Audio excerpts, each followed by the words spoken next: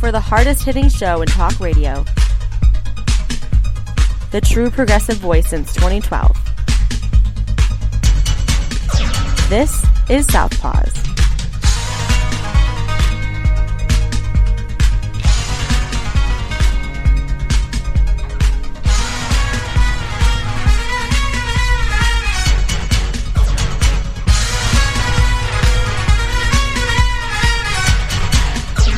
And welcome to Southpaws on the Pacifica Radio Network. We are the leaders of the revolution. My name is Darren Gibson, and I'm your co-host.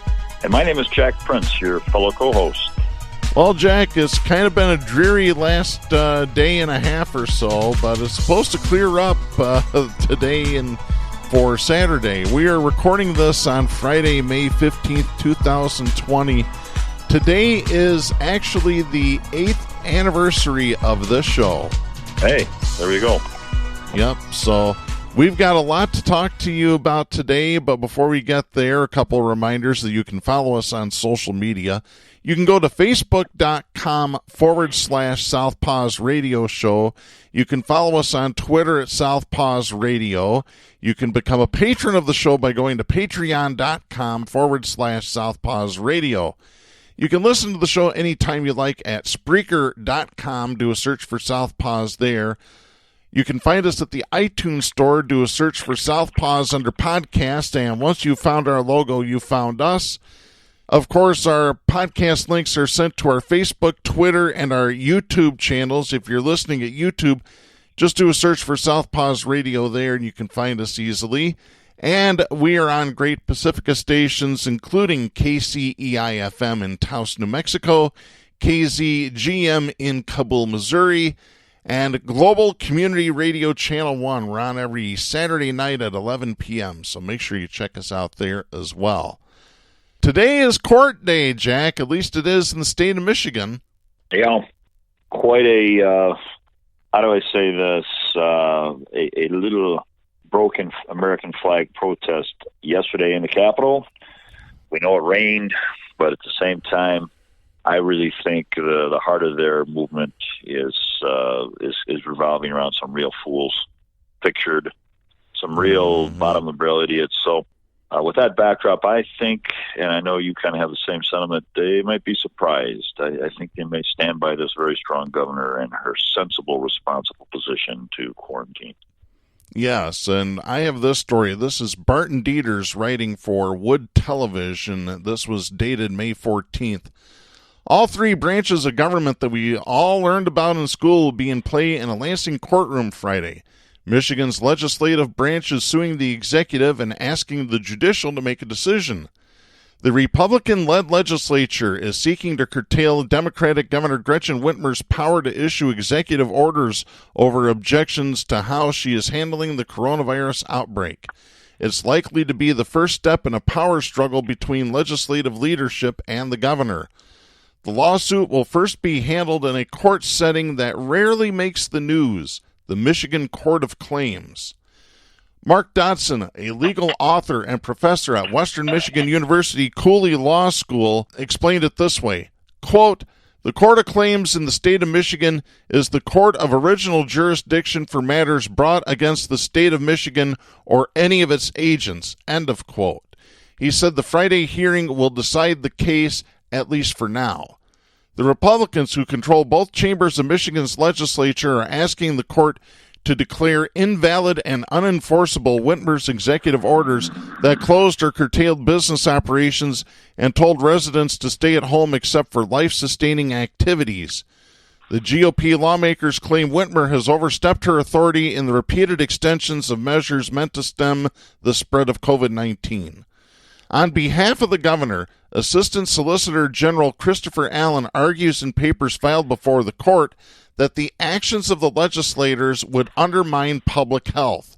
The governor's attorneys go on to argue that the legislators have no standing to file such a suit and that her powers are enshrined in the state constitution in laws from 1945 and 1976 that allowed for a speedy response to a public health emergency. This is a more narrow case than the one brought last month that challenged whether Whitmer had the constitutional authority to curtail business operations at all and was tossed by a court of claims judge. The Michigan Nurses Association has filed a brief of support on behalf of Whitmer, while the conservative free market policy influencer Mackinac Center is siding with the GOP. Dotson, no surprise there. Yeah, no kidding. Dotson said, quote, "What a court of claims would do is resolve the dispute just like a normal circuit court would that would impanel a jury," end of quote. Proceedings will happen at the Michigan Hall of Justice, which is also home to the state Supreme Court. Judge Cynthia Stevens, a third-term state court of appeals judge originally appointed by Governor Jennifer Granholm and seated on the Court of Claims in 2015, will preside. Whatever the outcome, it is unlikely it will bring an immediate end to the executive orders. Dotson said, quote, "If the court rules against her tomorrow, she will appeal and ask for a stay, and there probably will be a request that will be granted for the stay. There's going to be an appeal Friday regardless of what happens," end of quote.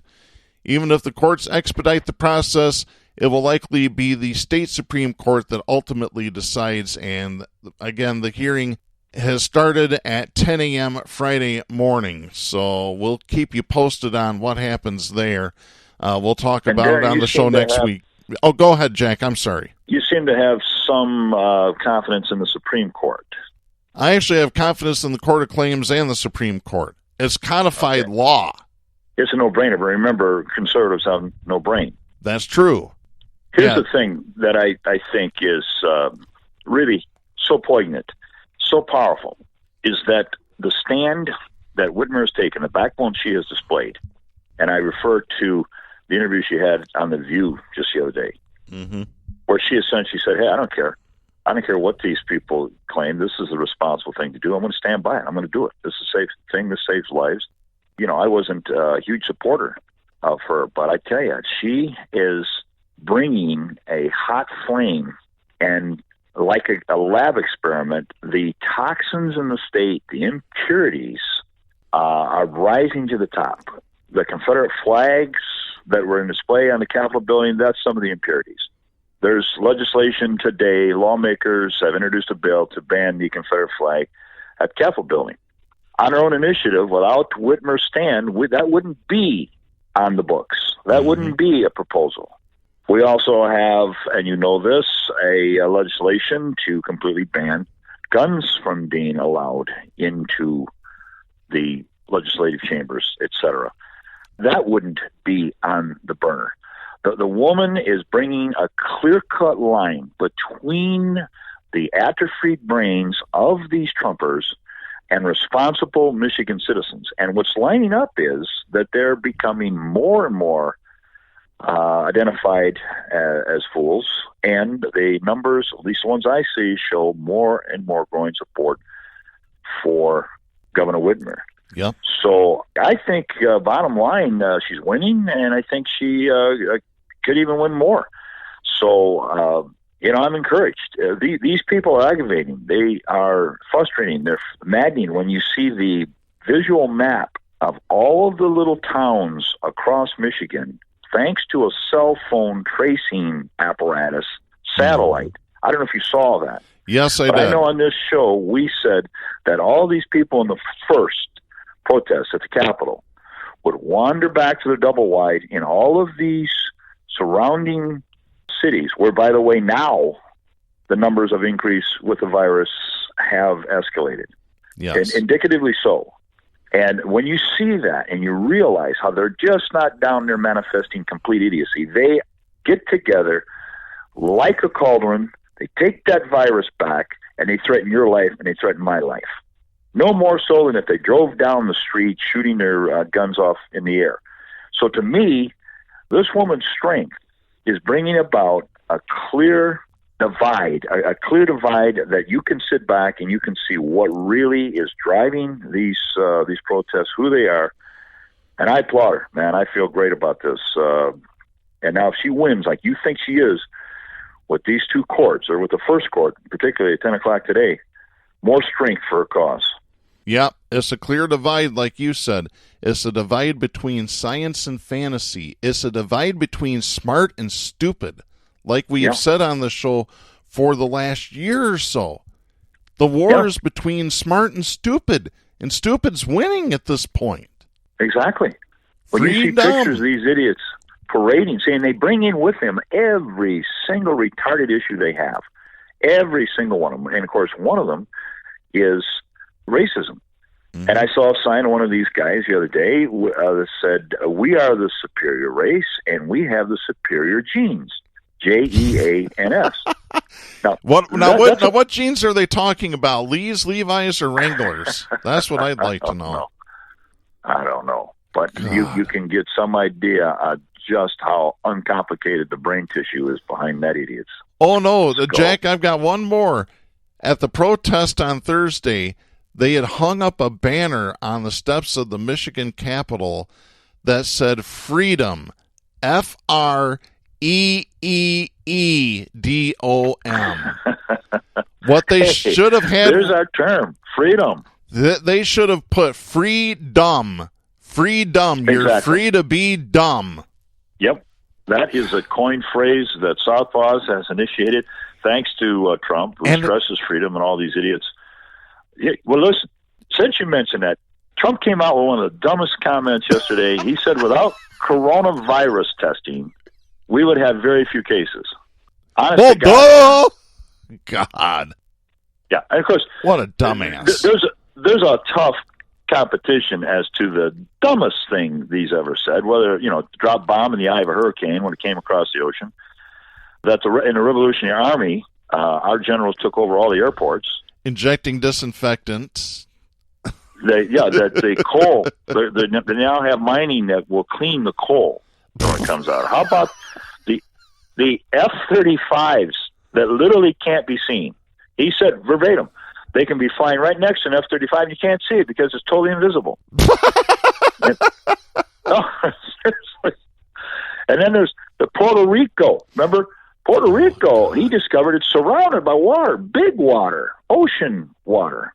Or how about windmills cause cancer? The noise, the continual noise. Yeah, causes that cancer. Deadly windmill cancer.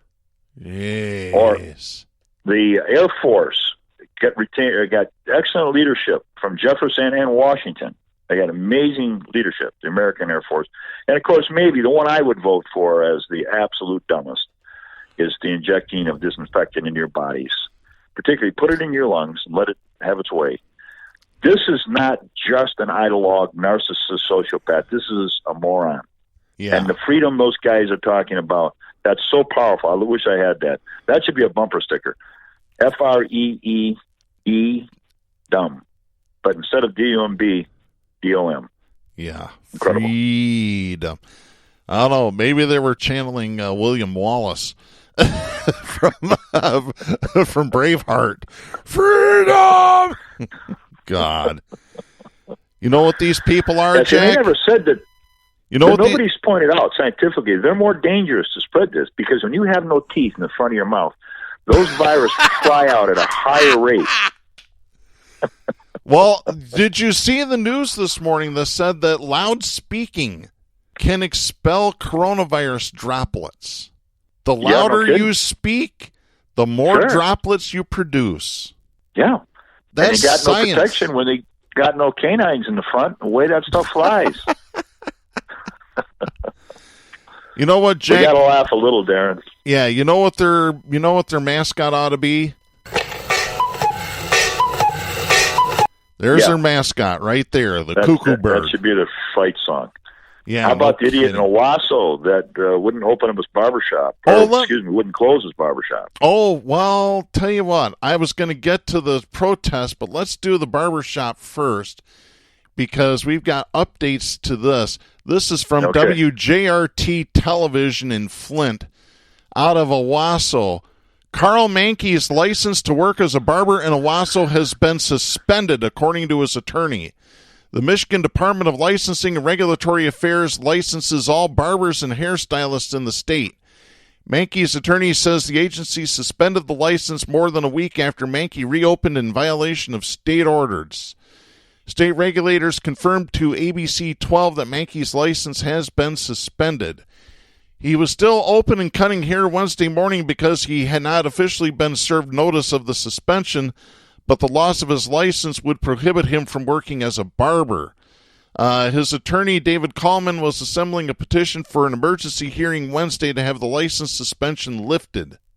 The Michigan Attorney General's office also was expected to file a new motion against the 77-year-old barber. If they do so, the defense will have until next Friday to file their response.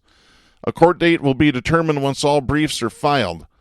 On Monday, a Shiawassee County judge denied a request from the state to issue a temporary restraining order against Mankey, which would have forced him to close immediately.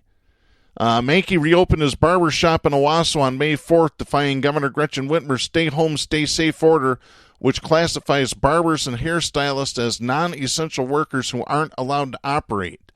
The Owasso Police Department issued a warning and 2 tickets to Mankey before turning over the issue to prosecutors. Michigan State Police served papers at Mankey's shop last Friday. And he's still cutting hair apparently as of yesterday. They need to go in and padlock his store. And if anybody interferes with the cops, arrest them. If they pull a gun, blow them away. Right at the top. That's a prime example.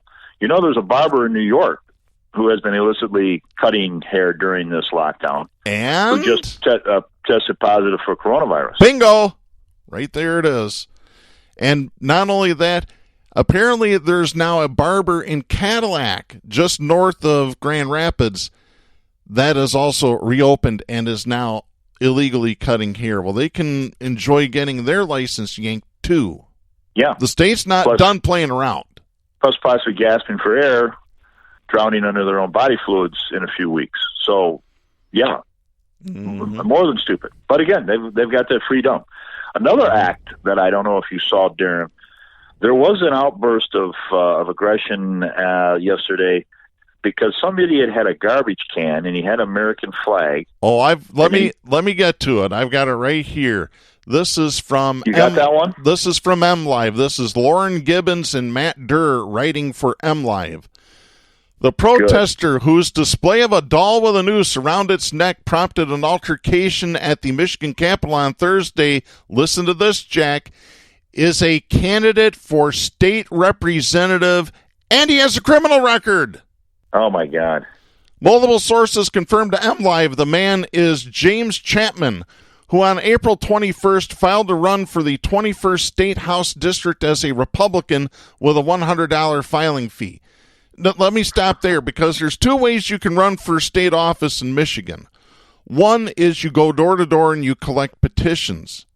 The other is the shortcut that this Chapman took. You pay the state $100, you sign paperwork, you're a candidate. Wow. Yep. And he's parading a noose around the governor's neck by symbolism. Around a nude doll's neck. Let me continue the story here. He is one of 7 candidates, 5 Republicans and 2 Democrats, running for the seat which is currently held by Representative Christy Pagan, Democrat of Canton. Pagan is term limited, so she can't run again for the state house. On Thursday, Chapman attended a protest against the state's stay-at-home order organized by the group Michigan United for Liberty, carrying an American flag attached to a fishing rod with an unclothed, brown-haired doll hanging from a noose. He told a reporter with Sinclair Broadcast Group the doll was meant to identify Governor Gretchen Whitmer. A brief fight broke out when another protester attempted to take the doll. Lieutenant Brian Olesick, public information officer for the Michigan State Police, declined to identify Chapman, but said he spoke with police after the incident and that no one involved was injured or arrested. Kevin English, a longtime acquaintance of Chapman, and Rosemary Otzman, editor of the local newspaper, the Belleville Area Independent, both identified Chapman as the protester carrying the doll on a noose on Thursday. Chapman was also previously photographed and identified with the doll at an April 15th rally by the Detroit Free Press. MLive reporters attempted to contact Chapman at 2 addresses affiliated with him. At one address, a man answered the door and said that no James Chapman lived there, No one was home at the other residence. A number listed on Chapman's campaign finance filings was not accepting phone calls. Chapman has had several run-ins with the criminal justice system over the last few decades. That is according to law enforcement records and local reports reviewed by MLive. Here you go, Jack. Listen to this. In 1990, Chapman was found guilty of assault with intent to do great bodily harm less than murder and a firearms charge. He was sentenced to 3 to 10 years in prison, according to Michigan Department of Corrections records. He was also put on probation for a stalking charge in 2015. Chapman was sentenced to 6 months in jail in 2018 after being found guilty of resisting a police officer. Again, that is according to the Belleville Area Independent newspaper. A Michigan Court of Appeals opinion summarized the incident, noting that Chapman argued with and attempted to stab an acquaintance at a house in Van Buren Township and eventually dove into Belleville Lake in an attempt to evade police. This guy's got something else, isn't he? Yeah, this is the kind of garbage you recruit, Trump and DeVos. This is a poster child for these idiots. This is a team captain for these yo-yos, Darren. This is the team captain for the protest. Yeah. This guy with the criminal record, violent, proposing lynching of the governor. This is the perfect lab test. If you want to see what kind of nuts are gathered down there together, you pull this one out. He is the team captain. Let me continue. Chapman has also run unsuccessfully for several local and state political offices, Otzman said. She described Chapman as an extremely intelligent person, but said that, quote, his emotions get away from him, end of quote. Oh, really? Yeah. I think he's run by his emotions. If there's any intelligence, you don't see it. Yeah, it's always easy to call somebody intelligent. I mean, there's 40% of Americans think Trump is extremely intelligent. Yeah. A genius. No, he's a genius. 40% of this country are morons. You can quote me on that. Let me continue. English of Sumter Township said he has known Chapman for more than 40 years. The two attended high school together, and English still sees Chapman on a regular basis at the township hardware store where English is the manager, or one of the managers of the store, I should say. English said he instantly recognized Chapman from the photos of the scene at Thursday's protest. Having been in the area for so long, English is also aware of Chapman's troubled past and issues with local law enforcement. He said this, quote, he's been in quite a bit of trouble around here in Belleville. Personally, I would keep my distance from him, end of quote. The addresses affiliated with some of his runs for office were in nearby Van Buren Township, where he ran for township trustee in 2016, again according to the Belleville Area Independent newspaper. Van Buren Township is divided by Belleville Lake. On one end, you drive past vibrant stay home, stay safe signs by the water until you reach that flat farm area that houses the township's water tower and Willow Run Airport. On the other end, where Chapman's previously listed addresses were, some houses featured faded and chipped paint, unkempt lawns, and dirt driveways with rounds of potholes. Chapman has consistently been involved in local politics, according to English, but English said that he's not aware of a solid platform or consistent arguments from Chapman. English referred to Chapman as a, quote, perpetual politician, end of quote, who is still around town making statements. Quote, it's like he's got to be the center of attention, end of quote. Well, I guess he succeeded in that, didn't he? Oh, gosh. Let me continue. Yeah, the noose display was denounced by Michigan Republican Party Chair Laura Cox in a Thursday press phone call, who said that the Michigan Republican Party has not been involved in organizing any of the protest. Oh, really? Really? Let me read her quote here. She said, quote, I've seen that some of the protesters have turned violent, and that is something that we denounce in the strongest terms, end of quote. She added that while she understands frustrations over the stay-at-home order and Whitmer's leadership, quote, resorting to violence is never acceptable. It's wrong. It's wrong to threaten people. I don't support anybody threatening anybody, and I absolutely support people being safe, respecting law enforcement, making sure that they can do their jobs safely, End of quote. Sounds great, but listen, sweetie, when you walk in with guns over your shoulder that are 8 feet long, standing behind the legislatures, that's violence. Okay, that's intimidation. That was the venue. That was what happened at the last protest. So you think this would be any different? You think because there's a garbage can with a doll with a noose around its neck, you think that's now violent? And he had an axe in there. The whole first protest? Why the hell were you there? Why the hell did you go? Mm-hmm. He also had an axe in that garbage can, by the way. I have no idea what he was intending on doing with that. Hey, I saw some pictures. This one guy had a gun. I don't know what the hell it was. It was either a bazooka. I mean, it was gigantic. The guy that was ordering the sandwich in Subway? No, I saw that. That was a little bazooka. This one that was a shoulder launched missile thing. Yeah. I think they used to call them Laws rockets back in the 70s. See, I think from my scientific study days, there was an equation we learned. Mm-hmm. The bigger gun you parade, the smaller pineal cavity you fill. Something like that. The wording may be off a bit. Something like that. Oh, I just love the Republicans, though. We're not involved in organizing any of the protests. We don't support violence. We denounce violence. Yeah, I got something for those people that say, oh, we deny the violence. Yeah. The bull's getting constipated over here. Just collecting that big a group of idiots is violence. It is. Speaking of violence, there's some more violence going on around the country regarding people not wanting to wear masks and not wanting to stay home. I have this story. This is John Luciu writing for Pennsylvania Live. This is for the Patriot News. A female convenience store clerk who reminded a customer about wearing a face mask ended up beaten and bloody after the customer attacked her while rambling about martial law, Pennsylvania police say. As MontgomeryNews.com reports, it happened in Percasey Borough, Bucks County, at the Old Town convenience store late last week. That's where 24-year-old Elijah Scott Brown is accused of repeatedly punching a female clerk in the face when she told him he had to wear a face mask to enter the convenience store. That is according to Percasey Borough Police.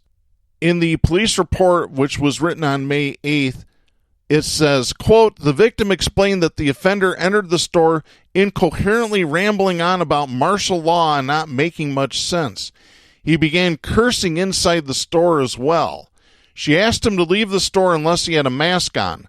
The offender refused to leave when asked by the victim and proceeded to assault her by repeatedly punching her face. He then proceeded to knock merchandise off of the counter and a cart full of items onto the floor while exiting the store. End of quote. The female clerk... go ahead. No. Well, I was just going to say, Bucks County, they really grow them down there in Bucks County, Pennsylvania. You hear a lot of reports like that. I don't know what's in the water down there, but no, this is very indicative. Well, whatever they're drinking is making them ramble on about martial law. Anyway, let's continue here. The female clerk suffered a swollen left cheek and bleeding under her lip, according to police. Brown is also accused of trying to elude police by running and using his knee to deliberately strike an officer trying to detain and apprehend him, police added.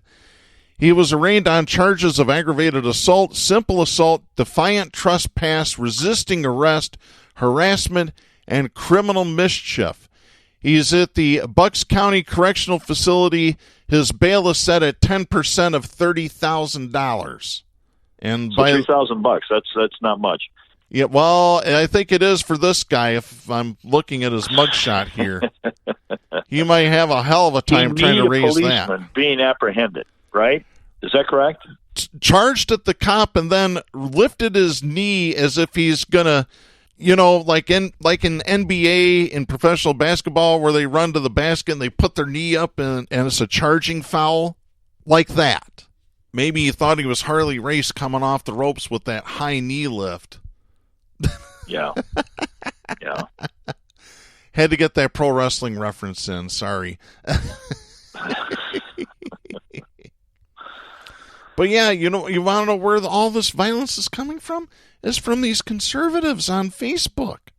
They're getting on social media and they're just making threats of violence, threats of killing people. Oh, yeah. Trump's giving them a renaissance like never before in American history. Oh, yeah. Trump's the one egging all this on. He's sitting back and he's enjoying watching this all unfold. Yep. Well, Facebook has had enough of this. And I've got this story. This is Steve Nieveling writing for the Detroit Metro Times, and they're the ones that got Facebook to start cracking down on this. Listen to this story. This is dated May 11th. Dozens of angry Michiganders, fueled by conspiracy theories and disinformation about the coronavirus, are promoting violence and mobilizing armed rallies against Governor Gretchen Whitmer on Facebook in violation of the social media company's policies. Detroit Metro Times gained access to 4 private Facebook groups that can only be seen by approved members. The pages, which have a combined 400,000 members, are filled with paranoid, sexist, and grammar-challenged rants, with members encouraging violence and flouting the governor's social distancing orders. On Sunday, after being contacted by the Metro Times, Facebook removed one of the groups, Michigan United for Liberty, and deleted posts on others for violating the company's policy against inciting violence. Since this article is written, they have removed 2 more groups, including Michiganders Against Excessive Quarantine. That group had nearly 400,000 members by itself. Unbelievable. Facebook announced last month that it will remove groups and events that encourage people to defy social distancing measures. Facebook is also investigating the other groups, and as I said, they removed 2 more of them. A Facebook spokesperson tells the Detroit Metro Times, quote, "We removed one group for violating our policies and will remove any other violations as we continue to review," end of quote. Assassinating Whitmer is a common theme among members of the groups. Dozens of people have called for her to be hanged. John Campbell Sr. wrote in a group called People of Michigan versus Governor Gretchen Whitmer, quote, "We need a good old-fashioned lynch mob to storm the Capitol, drag her tyrannical ass out onto the street, and string her up as our forefathers would have," end of quote. By the way, that group his forefathers did. Yeah, they probably did lynch a lot of black people like that. By the way, that group had 9,000 members as of Monday morning, and that might have been one of the groups that was removed. Good. Steve Doxey yeah, no kidding. Steve Doxey had the same idea. Quote, "Drag that tyrant governor out to the front lawn. Fit her for a noose." End of quote. Michael Smith chimed in. Quote, "Either Donald Trump sends in the troops or there is going to be a midnight lynching in Lansing soon." End of quote. And I modified the quote because he wrote president before the word Trump. And we don't say that here. People, the list you have just read, in its entirety, they should be tracked down, they should be put into jail, and don't even have a bond. Yep. I mean, seriously. It's against a lot of threat in the president's life. I don't know why you couldn't. You can't extrapolate that to the governor of the state of Michigan. Let me continue. Others suggested she be shot, beaten, or beheaded. James Greena of Fenville wrote, quote, "Plain and simple, she needs to eat lead and send a statement to the rest of the Democrats that they are next." End of quote. There you go. Fenville ain't very far from Grand Rapids, is it? No. Russell Christopher Rosman said, quote, "She needs her ass beat. Most of these politicians need a good ass whipping. Just punch their lights out." End of quote. Unbelievable. Oh, I know. It gets worse, Jack. It gets much, much worse. When someone suggested the guillotine, Thomas Michael Lamphere responded, quote, "Good old-fashioned bullets work better, but I like the enthusiasm." End of quote. Chris Parrish wrote, quote, "Wonder how long till she's hit with a shotgun blast." End of quote. Matthew Woodruff had another idea, quote, "Can we please just take up a collection for an assassin to put that woman from Michigan down?" End of quote. The comments are especially disturbing because some of those calling for violence are planning on attending an armed rally at the Capitol building in Lansing on Thursday. And by the way, just stopping there, only about 100 people showed up because of the rain. It's too bad they didn't get struck by lightning, my opinion. Chris Coffey wrote on Facebook, quote, "We could have taken over the Capitol last time if we wanted. This was just a display. Next time won't be." End of quote. Donna Cookie Grady warned, quote, if she thinks the last protest was bad, she hasn't seen anything yet, end of quote. Dave Meisenheimer wrote on Michiganders Against Excessive Quarantine, quote, we haven't had any bloodshed yet, but the populace is counting to 3, and the other day it was 2. Next comes watering the tree of liberty with the blood of tyrants, end of quote. Unbelievable. Yeah, keeps going. Gordon Chapman said he's going to the Thursday rally and hopes demonstrators are, quote, armed to the teeth. Voting is too late. We need to act now, end of quote. Is that the same Chapman? I don't think it is. Same species. Yeah, Cro-Magnon. Hell, Cro-Magnon man wasn't that bad. No. Neanderthals had more common sense than that. God. Yeah, these people are out there. Mm-hmm. I mean, you walk by them. No kidding. Did you see, speaking, we talked about Pennsylvania a few minutes ago. Did you see the people that were getting pissed off because they couldn't get their Red Lobster dinners on Mother's Day? Yeah, I did. I tell you, I saw one of the most powerful pictorial memes just the other day. It showed two people, typical right-wing idiots, with a big sign, we want our haircut. And then another picture right next to it, we want our conveniences. Okay. Then down below, it had two pictures. One picture was some black women at a Black Lives Matter rally with a big sign that said, please stop killing us. Mm-hmm. And next to that was a sign of a little Hispanic boy, maybe 5 years old, that had a sign that said, Mr. Trump, please don't deport my dad. Mm-hmm. So we're worried about a haircut from the conservatives, right? Or as what you said, they wanted service at a McDonald's. What was that one you just mentioned? Yeah, it was Red Lobster. Lobster, okay. You know, Jack, I know that the Cheddar Bay biscuits are just to die for, but I think that's taking it a little too far. Well, it is. But you're not exaggerating. That'd be the next protest. They can't live without their biscuits. They can't live without a haircut. I cut my hair in the mirror, and who cares? I mean, seriously. I may look a little mangy with some blotches cut out here and there, but where are you going? You need a haircut. Really? And these idiots are comparing a protest initiative to people being shot down, run down in Georgia or wherever that was by a pickup truck, and assassinated. Georgia. Yeah. How do you claim that you are being robbed of your freedoms when there are black people right now, African Americans, who don't feel free to go out in public? There's a protest. Jack, it's not even going out in public, because look at the poor woman in Louisville, Kentucky. Cops broke into her apartment. They were, quote unquote, looking for a criminal.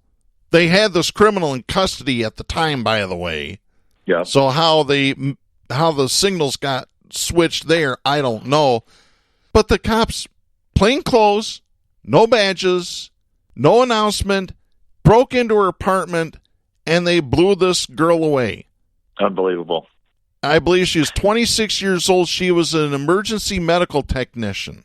Unbelievable. And I see now that the autopsy report with Ahmaud Arbery, I think I pronounced that correct. Yeah. He actually died of multiple gunshot wounds. Well, yeah. You would think maybe the gun discharged or something, but they just opened up on the guy. There's video of it. Yeah.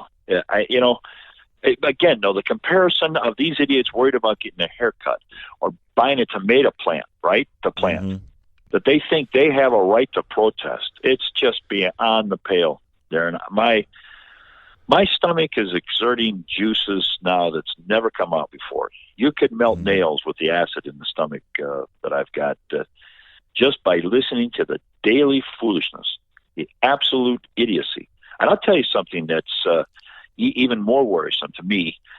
This Dr. Bright, the guy that Trump fired, he had a quote yesterday that I think is really prescient.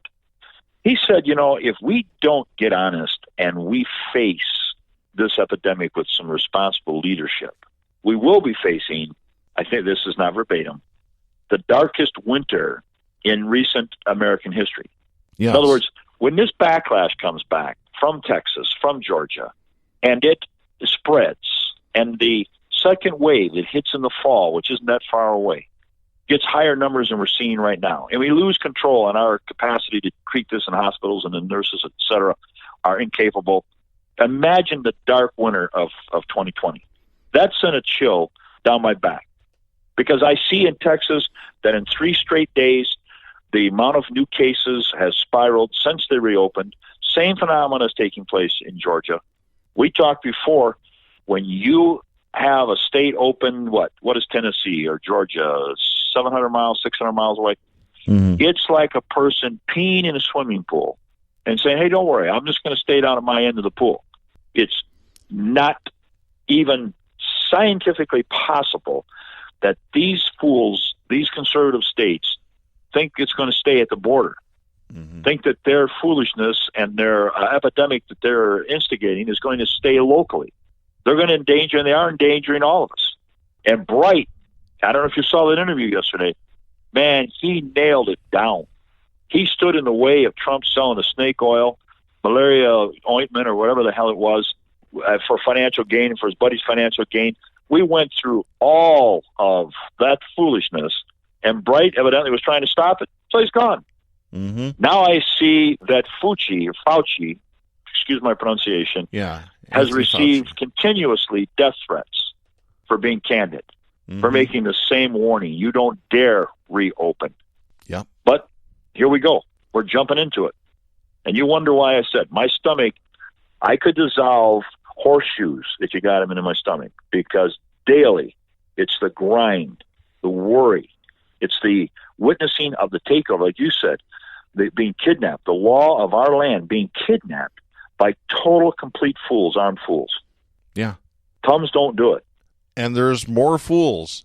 I have this story. This is Jack Brewster writing for Forbes magazine. This is Forbes. Republicans are increasingly less supportive and trusting of Dr. Anthony Fauci, a new poll shows, assign the criticism from GOP lawmakers, including Donald Trump and right-wing media, who have bristled at Fauci's warnings about reopening too quickly, may be having an effect on public opinion among conservatives. Here are some of the key facts. The poll was conducted by CBS News in a survey of 2,000 U.S. residents between May 1st and May 13th. It found that Fauci's unfavorable rating among Republicans has climbed to 31% in May. It's up from just 12% in April. Trusting Fauci has also become a partisan issue. 83% of Democrats say they trust Fauci. You know what the number is among Republicans? 20? 51. In April, Trump retweeted a tweet with the hashtag Fire Fauci, later saying he was not considering the move. Fox propaganda channels' partisan primetime anchors have increasingly taken aim at Dr. Fauci as well. The data comes after Senator Rand Paul, Republican of Kentucky, took aim at Fauci at a Senate hearing on Tuesday, telling him that he wasn't the end-all. Let me just stop there for a minute and say, it's too bad Rand Paul's neighbor didn't kick his ass harder a couple of years ago. Yeah. Because he needs it. Yeah, no kidding.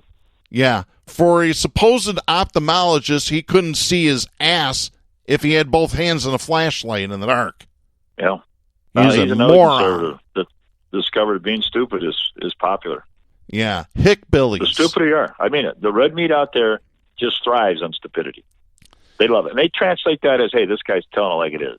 He's brave enough to tell it like it is. I had a good friend just this week say, hey, I've been supporting Trump from the beginning, but I can't now. I just can't. So I think slowly, I really think there are some people. I heard Mitt Romney with a quote just a day old that he's sickened by witnessing the dishonesty from the president's desk, just the nonstop lying from Trump. Yeah. So, and I think there's people who are quietly Republicans that know that it's true, that wish they had the balls to stand with Romney and will stand with anybody that stands against this idiot. Mm-hmm. I think it's growing. I really do. I hope Imagine so. We're at 90,000 deaths right now. Okay. In August, they're projecting 150, 160,000. come August, on the doorstep of the election, if he's got on a scoreboard 160 deaths after saying it would be over in a couple of days, and the economy, which I think at some point has got to start falling apart, even worse than it is, and you got 30% unemployment, et cetera. I don't want people to die to get rid of Trump, but look what's happening. And I think we may be free of the fool. What's worrisome is the guys down there with axes and garbage cans that would listen to him say this is a fraudulent election, this is fake news, or what have you. That's the rub. The chances of him losing, even with a dud like Biden, are, in my opinion, growing as the virus continues, etc. Let me continue real quick here. Donald Trump also questioned the health officials' standing. After Dr. Fauci explained concern about reopening schools on Tuesday, Trump said that was not an acceptable answer. Trump went on Fox Propaganda Business Network Thursday morning. He claimed that Fauci had criticized his China travel restrictions, saying, quote, "I was criticized by everybody, including Dr. Fauci," end of quote. On Tuesday, during the Senate hearing, Fauci warned that it would be a bridge too far for a vaccine to be available by the fall in time for schools to reopen. He asserted that the U.S. does not have the outbreak under control. Not even close.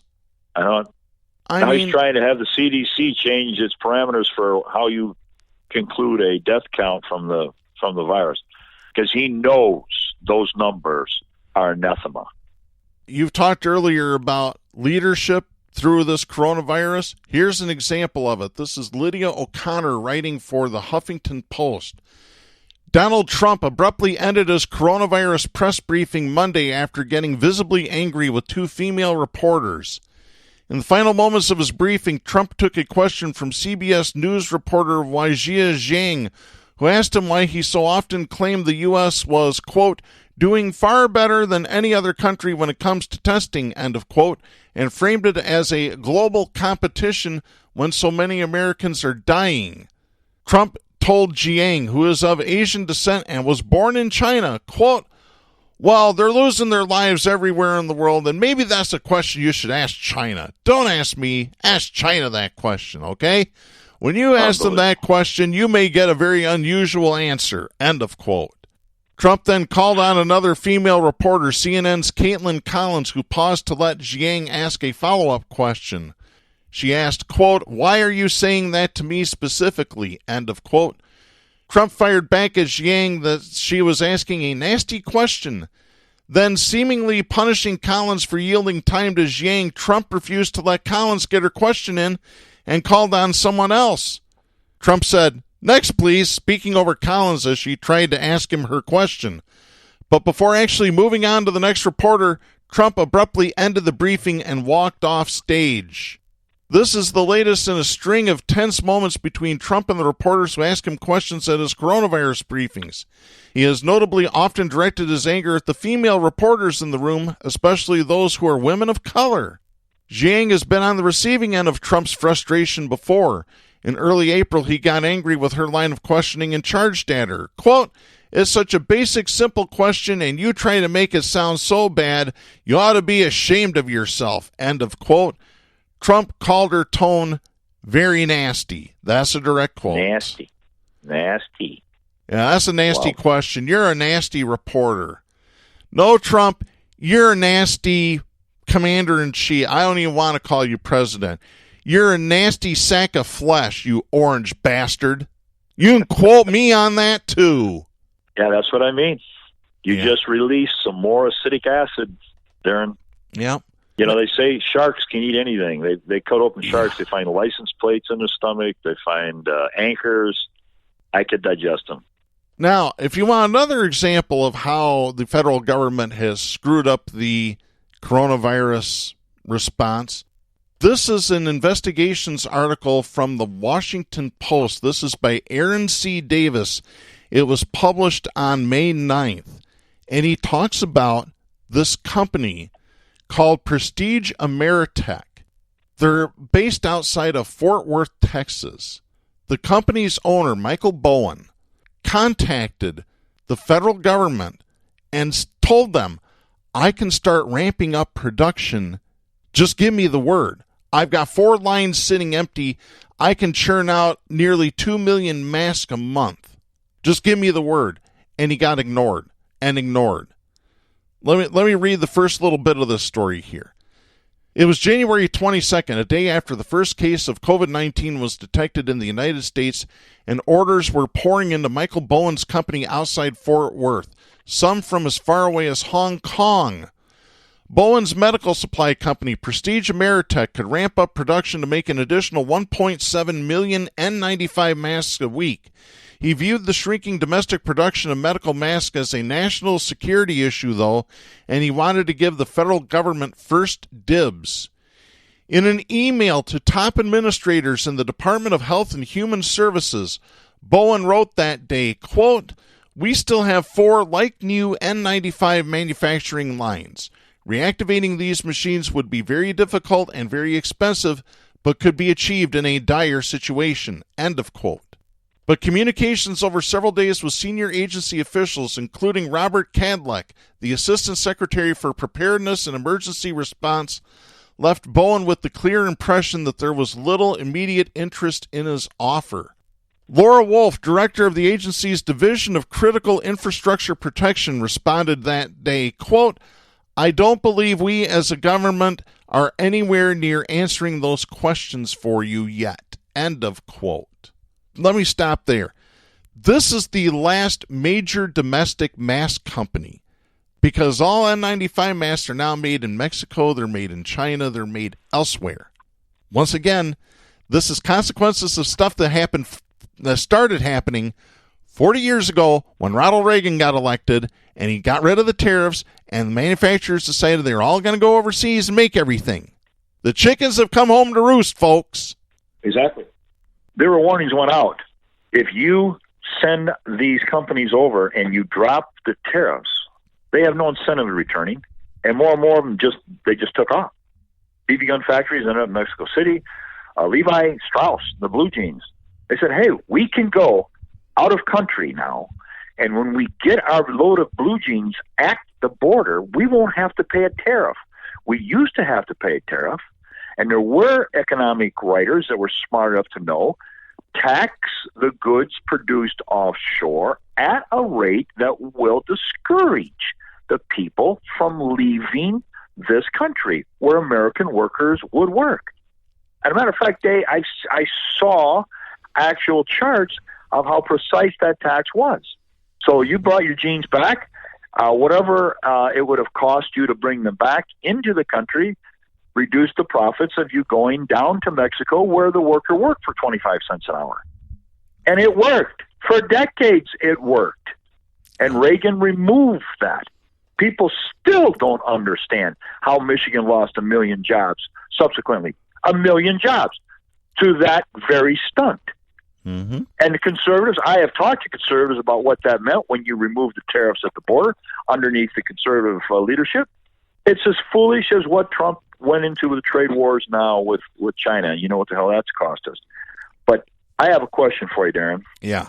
Did you see where the striking garbage workers were replaced with prison labor? Oh, yeah. I've got that story right here. This is from Payday Report.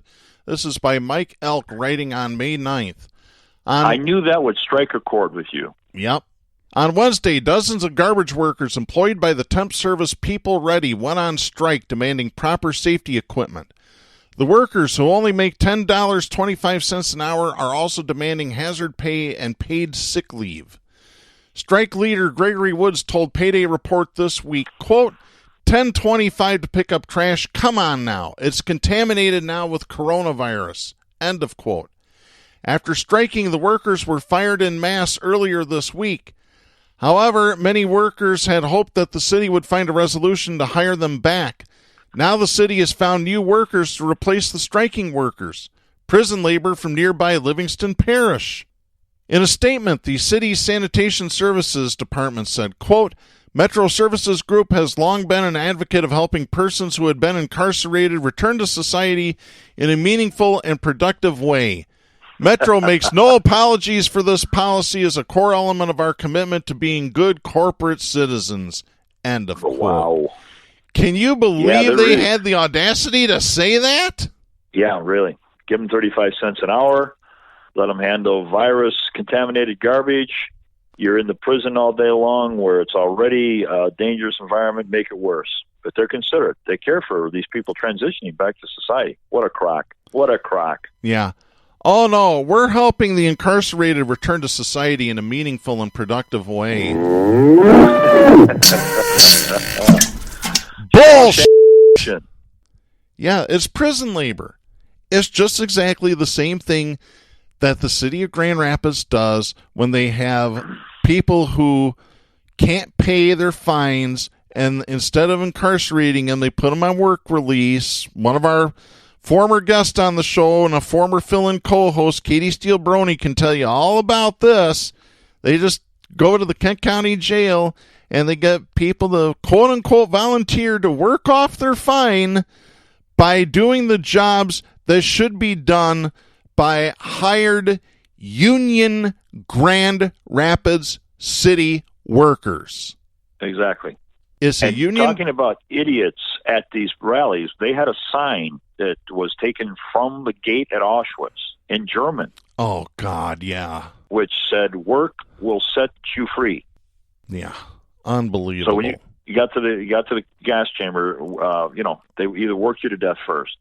So capitalizing off of human labor has been a long time conservative ploy. I mean, we live in the United States that had slavery for 400 years, and now we have slavery in the jail system that's disguised underneath the heading that we're worried about them returning to society in a positive fashion. That's paraphrased.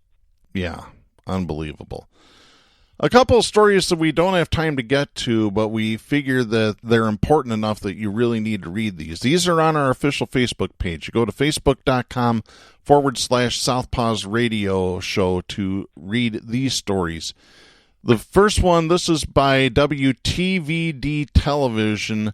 Headline reads, Senator Richard Burr temporarily steps aside as Senate Intelligence Chairman amid FBI probe of stock trading. The FBI came to his house and took a cell phone with a warrant. This is the guy that warned all those constituents in North Carolina before the coronavirus really hit the fan. Hey, this is going to hit the fan. You might want to move around your holdings in the stock market. Yeah. And then he sold a bunch of stock. Unbelievable stuff. Another story that I should mention is the absolute genocide is taking place in the Navajo Nation. Oh, yeah. They're getting decimated by the coronavirus.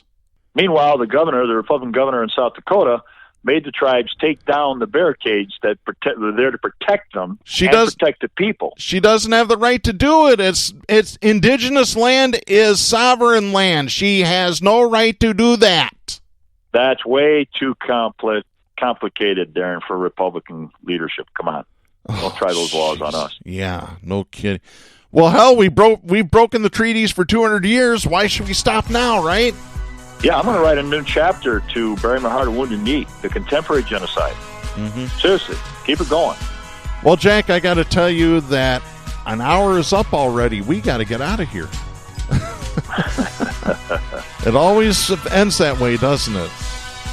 Anyway, we will be back next week with more fun and hijinks. I'm Darren Gibson. I'm Jack Prince. For our announcer, Kristen Cook, please support independent media and the First Amendment, and please be safe. The stations that carry Southpaws do not necessarily share the opinions expressed on the show. Southpaws is protected by the First Amendment to the U.S. Constitution and is copyrighted by Big D Entertainment. All rights reserved.